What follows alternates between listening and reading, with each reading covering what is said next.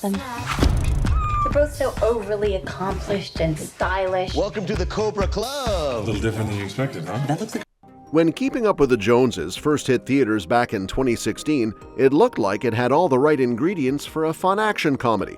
The cast alone was enough to get people curious. Zach Galifianakis and Isla Fisher as the regular suburban couple suddenly caught up in something much bigger than themselves. And then, John Hamm and Gal Gadot playing the mysterious new neighbors who turn out to be far from ordinary. With Greg Mottola directing, the same guy who brought us Adventureland and Paul, it seemed like it could deliver that mix of comedy, charm, and a little bit of over-the-top action.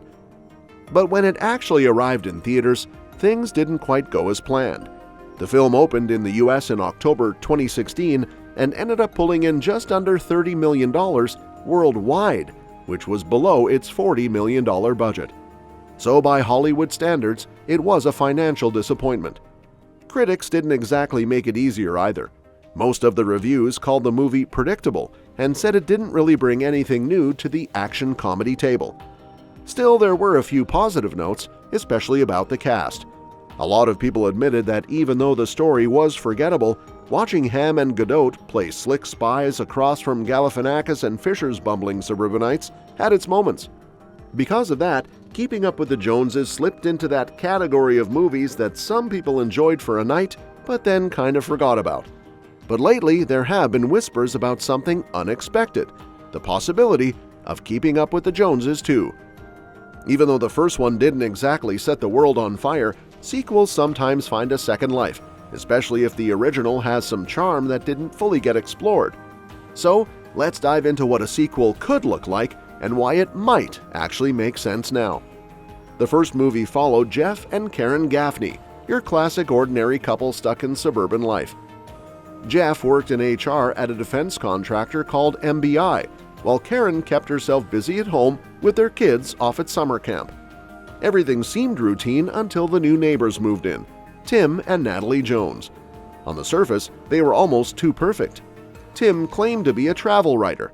Natalie said she was a social media consultant, and together they seemed glamorous and effortlessly cool. But it didn't take long for Karen and Jeff to notice something was off. Karen saw Tim snooping. Jeff got grilled a little too hard over dinner, and before they knew it, the Gaffneys were smack in the middle of an international espionage mess involving stolen microchips, an arms dealer known as the Scorpion, and of course, some wild shootouts and explosions. By the end, the Gaffneys had survived, proved themselves a little braver than anyone thought, and even made a real connection with Tim and Natalie.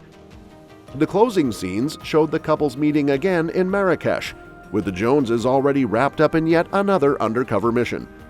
That ending alone almost set the stage for a sequel because it showed that the Joneses weren't done and that Jeff and Karen might not be out of the spy world just yet. So what could Keeping Up with the Joneses 2 actually be about? One obvious angle is to keep building on the ordinary couple meets international spies dynamic, because let's face it, that's where most of the humor came from. The way Jeff and Karen reacted to dangerous high-stakes situations they had no business being involved in. A sequel could take that even further. Maybe this time the Gaffneys are pulled into a mission not by accident, but because the Joneses specifically need them. That would raise the stakes, because instead of being dragged along, Jeff and Karen would have to decide whether to step up willingly. Another possibility is to flip the roles a little. What if the Gaffneys have grown more confident since their first adventure and actually try to help the Joneses on purpose? That could create a bunch of comedy because even though they might think they're ready, they're still amateurs in the spy game. Imagine Jeff trying to master high-tech gadgets or Karen trying to hold her own in a fight. There's a lot of potential for both action and laughs there.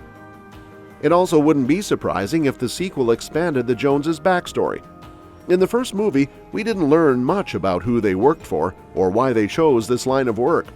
The second film could dive into their organization, their past missions, or maybe even reveal that they aren't as picture-perfect as they seem.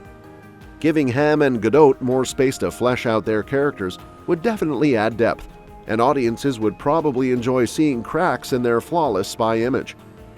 Although the first film leaned heavily into comedy, a sequel could raise the tension a bit by introducing a more dangerous villain. The Scorpion didn't leave much of an impression, So creating a truly memorable antagonist could help elevate the story. Maybe the new threat could be a rival spy couple who mirrors the Joneses but with darker motives, or even someone from the Joneses' own agency who goes rogue. Pairing that with the Gaffneys' involvement could make for a story that's both funny and genuinely engaging. And then there's the chemistry between the four leads. Even people who weren't big on the movie admitted that Galifianakis, Fisher, Hamm, and Gadot had great on-screen energy together. That's something a sequel could absolutely lean into. More banter, more awkward social situations turned dangerous, and maybe even some role reversals, like the Gaffneys teaching the Joneses a thing or two about normal life while the Joneses pushed them deeper into spy territory. From a bigger picture perspective, it also makes sense why talk of a sequel could pick up now. Streaming has completely changed the game for movies like Keeping Up with the Joneses. Even though it flopped in theaters, it's the kind of movie that can find a second audience online. People scrolling for a light, funny action flick might give it a chance, and suddenly the numbers look better than they did during the original release. That kind of rediscovery has helped plenty of other films spark sequels or spin-offs years later. And let's not forget the star power here. Gal Gadot has only gotten bigger since 2016 thanks to Wonder Woman and a bunch of other projects. John Hamm keeps popping up in high-profile roles, Isla Fisher continues to bring charm to whatever she's in, and Zach Galifianakis still has that offbeat comedic energy people enjoy. If a sequel managed to get all four of them back together, it would already have a strong foundation to build on. Although nothing has been confirmed, it's easy to see why rumors about Keeping Up with the Joneses 2 are floating around.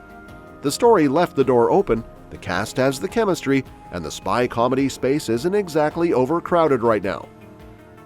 Plus, with the right script, a sequel could fix the problems of the first film.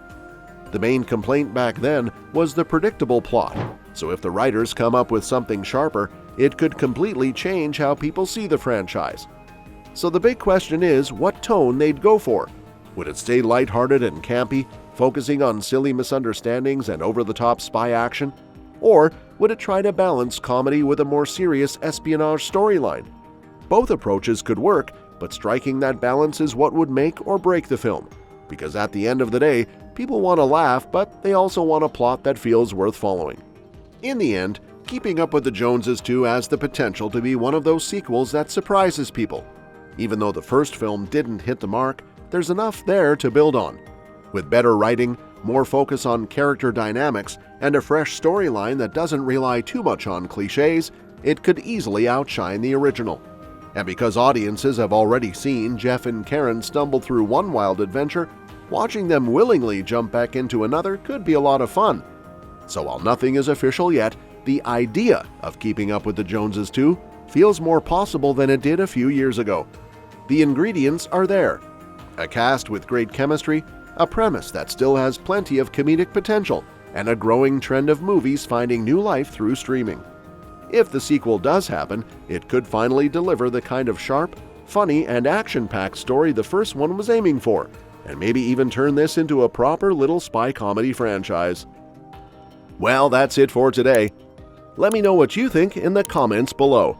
And don't forget to subscribe, because we'll be covering more updates on this soon and other exciting upcoming movies and series. We'll see you next time.